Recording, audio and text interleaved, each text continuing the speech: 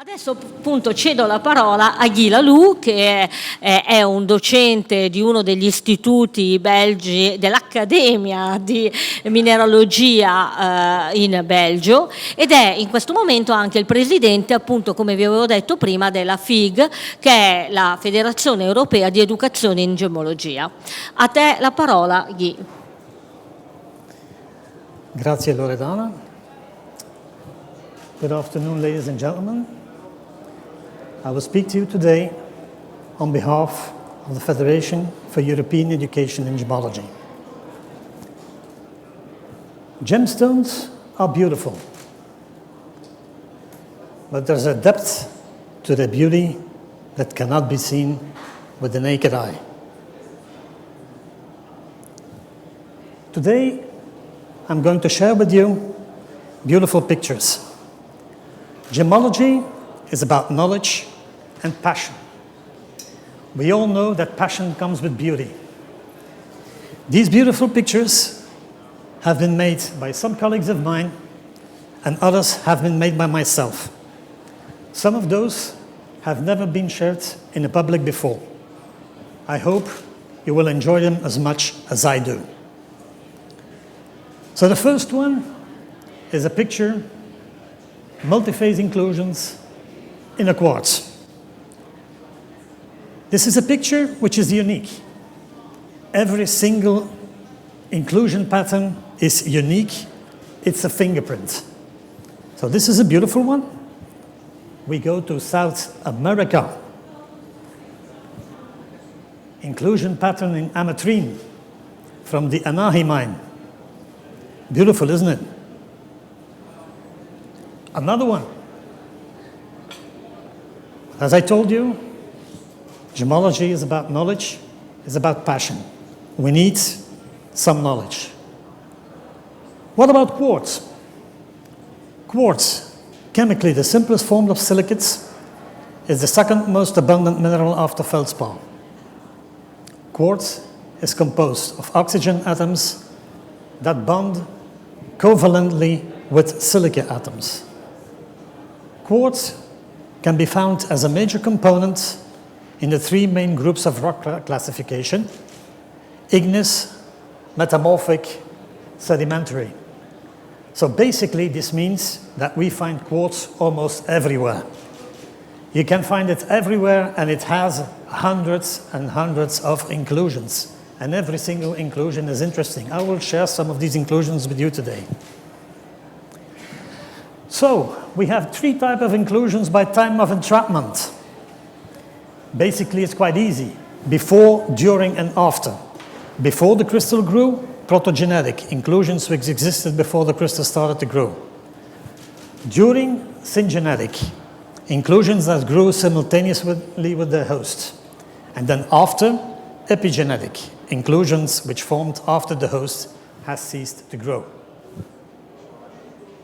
Syngenetic inclusions. Two types: primary syngenetic, quite easy, growth channels, growth lines, colozonations, solids, minerals. And then secondary syngenetic. Secondary syngenetic, these are formed during the final phase of growth of the crystal. We speak about exsolutions and healing fractures. So inclusions in quartz today, 4 different chapters. The first one, growth phenomena, then optical effect caused by inclusions, cavities and their content, beautiful pictures on those, and then finally, the cherry on the cake, the solids. There are many, too many to see this afternoon, but I will share some of those with you.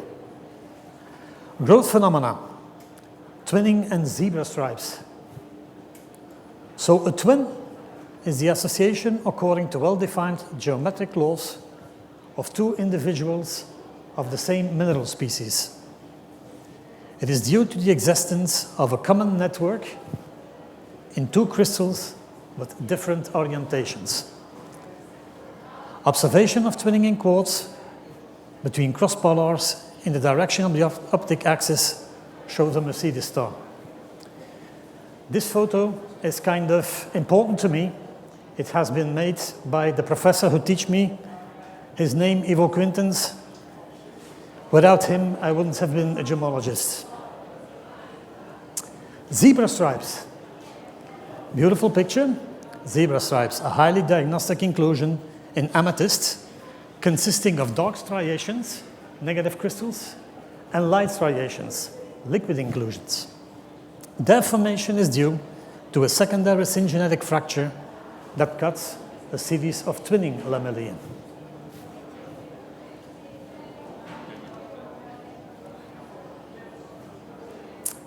Inclusion and optical effects. We will have a look at cathayes and stars, chatoyancy and asterism. So chatoyancy is a luminous phenomenon resembling a cathay due to the reflection and scattering of light on parallel channels or microscopic needles. The cathay is always perpendicular to the inclusions. The inclusions causing chatoyancy in quartz can be parallel fibers of asbestos, parallel fibers of rutile, parallel empty channels. To highlight the effect, the gem is cut into cabochon. Some examples. Asterism. Asterism is characterized by the appearance of a bright star, generally with 6 branches, more rarely with 4 or 12 branches. The phenomenon is due to reflection and scattering of light on inclusions. The inclusions causing asterism in quartz can be rutile, sillimanite, dumortierite. The orientation of the inclusions always corresponds to the symmetry of the crystal structure of the host, forming needles in 3 directions crossing at 60 degrees. To highlight the effect, the gem is cut into cabochon. Beautiful example. Let's proceed. This is an interesting chapter. I love it a lot of beautiful pictures. Negative crystals, 2-phase inclusions, and then I will give you some explanations on the Herkimer type of quartz and the inclusions that go along with it. Negative crystals. These gaseous inclusions can be a specific gas depending on the conditions the crystal grew in or just plain old air. These inclusions can form either due to crystal growth, which occurs in multiple directions that then intersect, or because crystal growth in a particular direction is inhibited temporarily. As gaseous inclusions are enclosed by crystal faces, the shape will reflect the external shape of the host. Enjoy some of beautiful pictures. Negative crystals in a quartz from Namibia. This is a crystal I found myself. I was very happy to find the negative crystals in there, and I spent an afternoon trying to make some beautiful pictures. The next, negative crystals in quartzes from Brazil. Some more. Another one.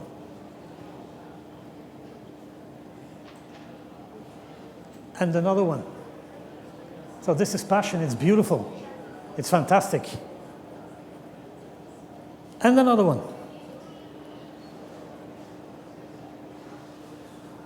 2-phase inclusions. Quartz crystals grow in many environments, but they commonly form by growth out of hydrothermal solution, hot water containing dissolved silica. Different parts of single crystal or crystal phase can grow at different rates. When this happens, microscopic pits develop in the crystal phases. The next layer of crystal growth can cover these pits, trapping the liquid inside the crystal.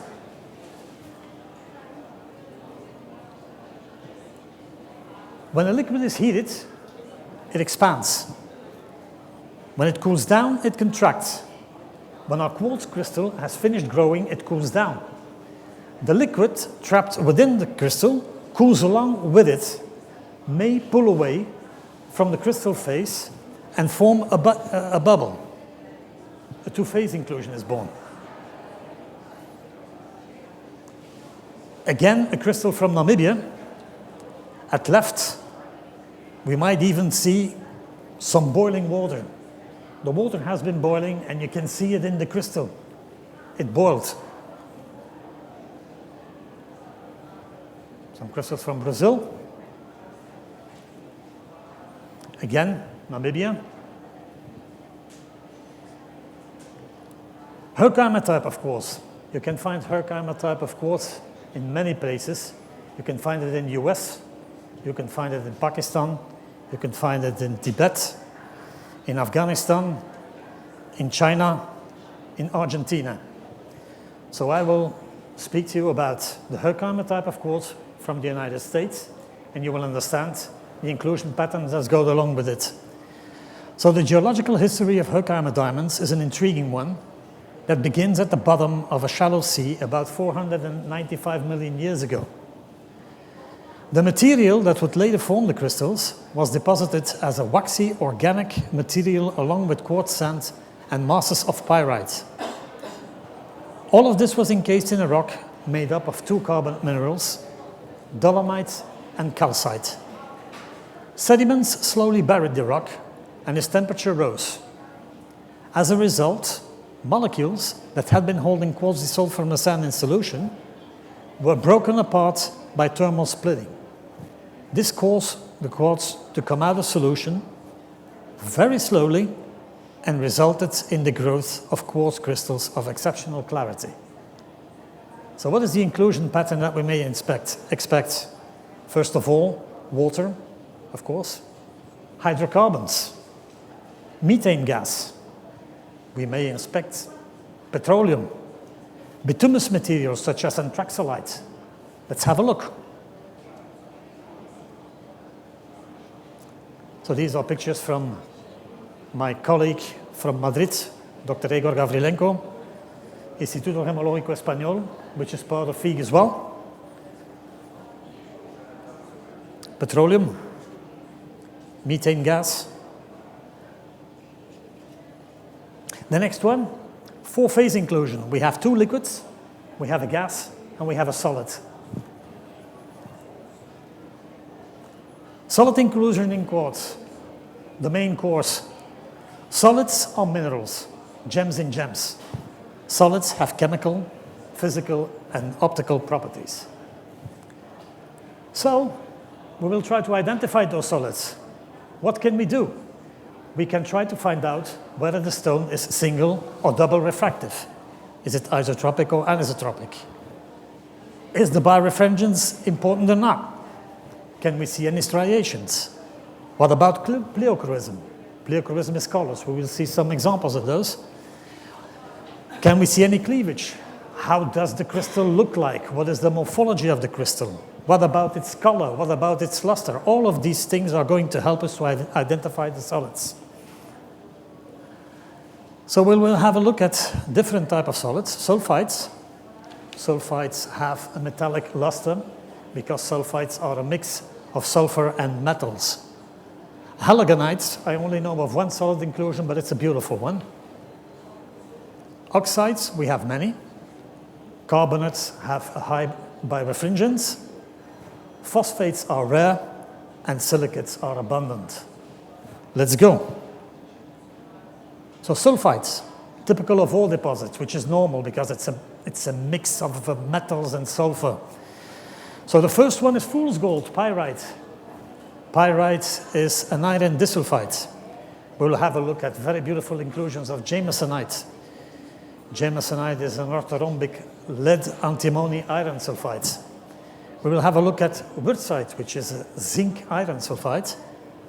Cosalite is an orthorhombic lead bismuth sulfide. Molybdenite is a molybden disulfide. And then last but not least, covalite, which is a copper sulfide. So I know all of this because I study every single inclusion. Let's have a look at them. Pyrite, beautiful. So you always look at pyrites in oblique elimination. Otherwise, the inclusions will appear dark. Pyrite again. Jamesonite, very beautiful inclusions. These have been made by my colleague in Madrid. He's very lucky. He works in a lab and he sees a lot of stones. The wurtzite on the left-hand side, the cosalite on the right-hand side, molybdenite,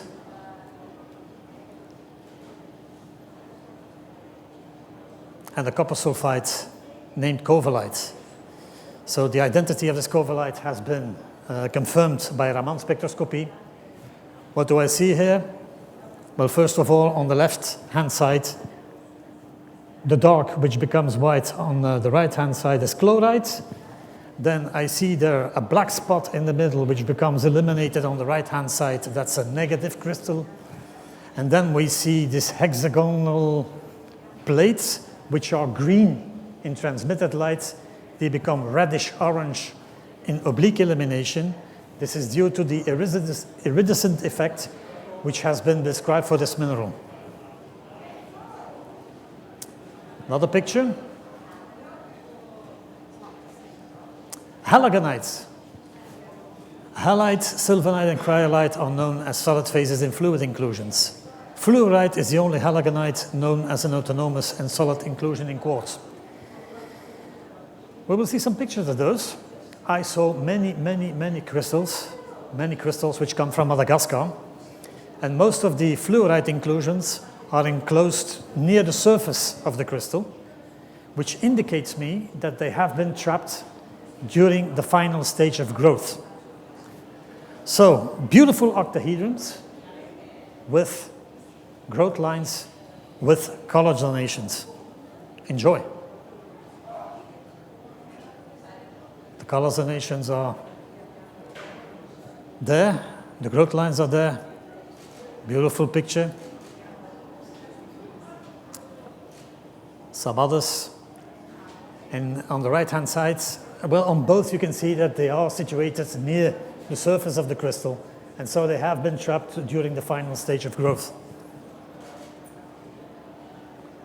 Again, oxides. We will have a look at epigenetic manganese dendrites in open fractures, rutile, which is an important inclusion, brochite along with rutile, hollandite, the star from Madagascar, ankangite, hematite, which is an iron oxide, goethite, in both bunches and stars. So, the epigenetic deposition of manganese dendrites in open fractures. We continue with golden rutile, stars of rutile, golden rutile again. On the left-hand side, in the middle, you can see a crystal of hematite. On the left, stellate, tuft, silvery, gray rutile, confirmed by Raman spectroscopy, a variety called sargonite. Rutile again with brochite. The brochite is the brown crystal, the thick one. The star from Madagascar called Quintana, hollandite from Quetzalcoatl. Another one. Ankangite.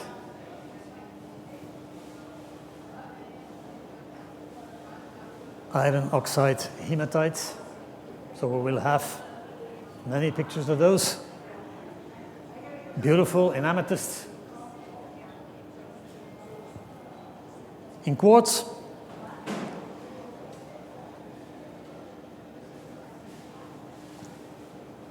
Same stone, two types of illumination. This one is hematite in a quartz from South Africa. I will come back to this mine in the silicate section. It's one of my favorite mines. I visited that mine twice, and it has fantastic crystals with fantastic silicate inclusions, and some others as well.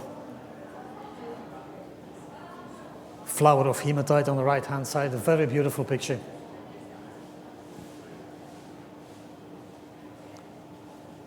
In some crystals, which I was able to recover in Namibia, another one, another crystal, bunches of goethite in quartz from Brazil, in amethyst on the left-hand side, some stars in the crystal from Morocco on the right-hand side.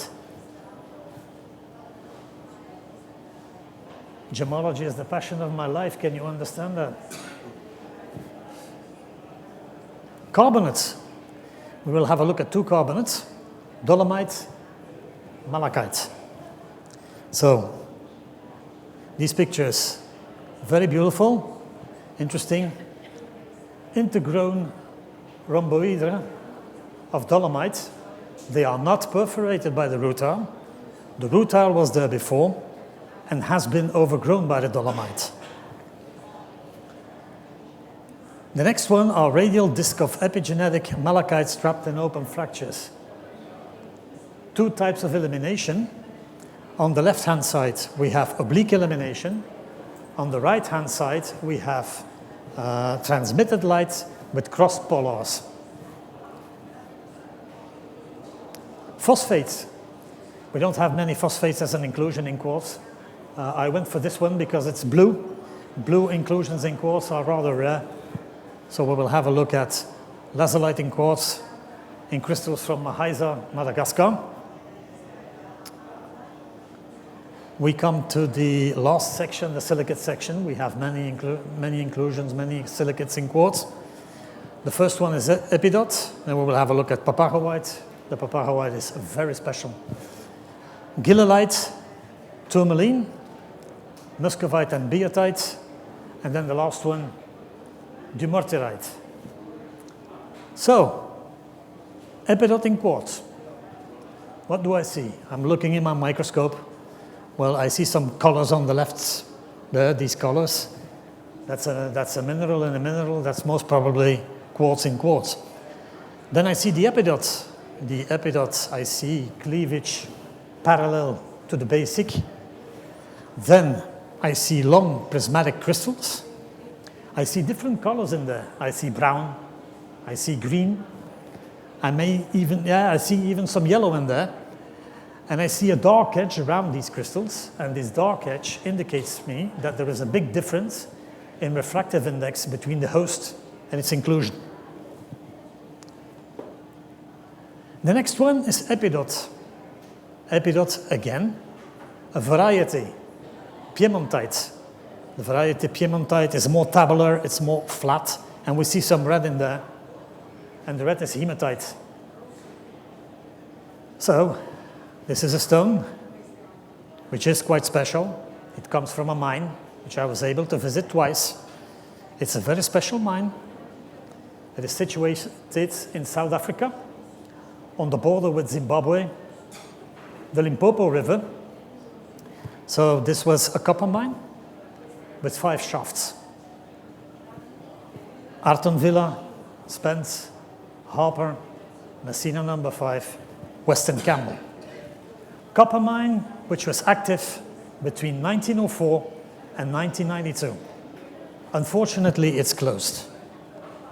40 million tons of ore yielded 700,000 tons of copper. Interesting, you will see. The most interesting part to me were the quartz crystal that came out of it, because they had an inclusion pattern which was phenomenal. They had epidot, they had hematite, they had kaolinite. The kaolinite resembles white snowballs. They had cuprite, they had copper, they had tangierite. The tangierite is a green orthorhombic phosphate. And then they had these fantastic copper silicates. The copper silicates, planchite, scatuchite, quinoids, and 2 inclusions which have been found in Messina only, which are achoides, which is turquoise blue, and paparoids, which is dark blue. We will see some pictures of the paparoids. So this is a phantom again of epidot and hematites from the same mine. And this is the fantastic paparoid, which has been found in Messina only. The mine is closed. If you find such a crystal and you can pay it, buy it, they are worth a lot of money. Beautiful phantom of paparoids.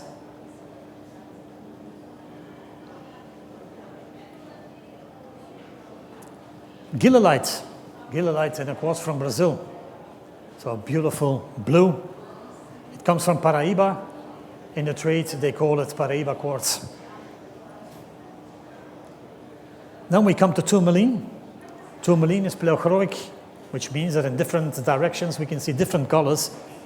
So on the left-hand side, you see a crystal with cleavage, and then you see a crystal which is perpendicular to that.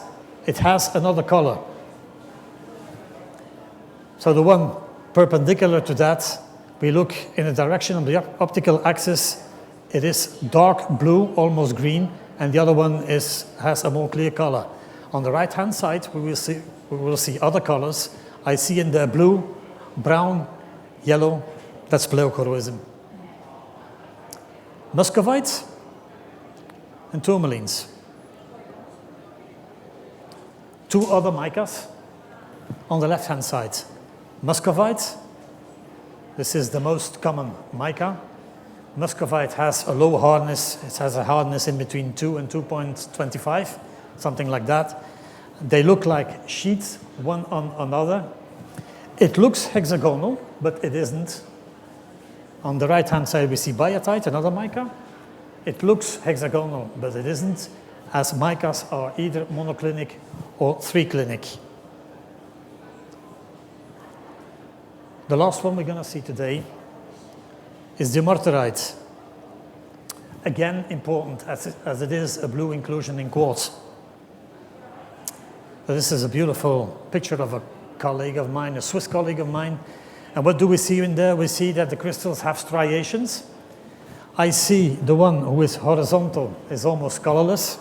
The one who is perpendicular to the first one is very dark in color. And then we have other crystals which lie in between both, and they have a third color. That's called trichroism. So, ladies and gentlemen, this is the end of my talk. I am president of the Federation for European Education in Gemmology. We speak about 12 schools